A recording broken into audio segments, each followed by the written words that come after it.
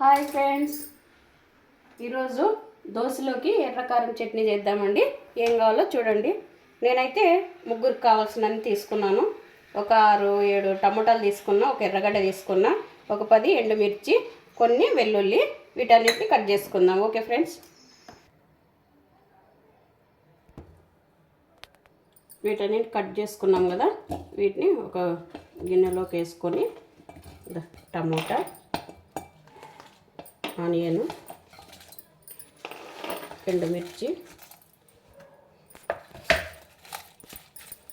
వెల్లుల్లి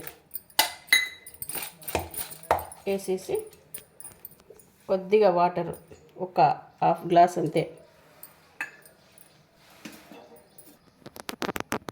ఒక్క స్పూన్ అంతా ఆయిల్ వేసేసుకొని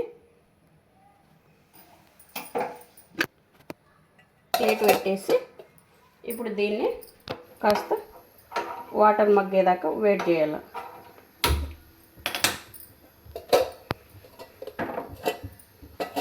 ఒక 10 నిమిషాలకి బాగా దగ్గరకు మగ్గిపోతుంది. ఇప్పుడు దీన్ని చూద్దాము. చూడండి, బాగా దగ్గరికి మగ్గిపోయింది. టమోటాలుగా మెత్తగా బాగా అయినాయి. దీన్ని మిక్సీ పట్టుకుందామండి. ఇప్పుడు మిక్సీ పట్టేసుకుందాము. దీంట్లోకి తగినంత సాల్ట్ వేసుకోవాలా. మనకి చట్నీ రెడీ అయింది. ఎర్రకారం చట్నీ దోశకి సూపర్ ఉంటుంది. ఇప్పుడు మనం దోశకి అప్లై చేసుకుందామండి. దోశ వేసుకొని. Okay friends, bye.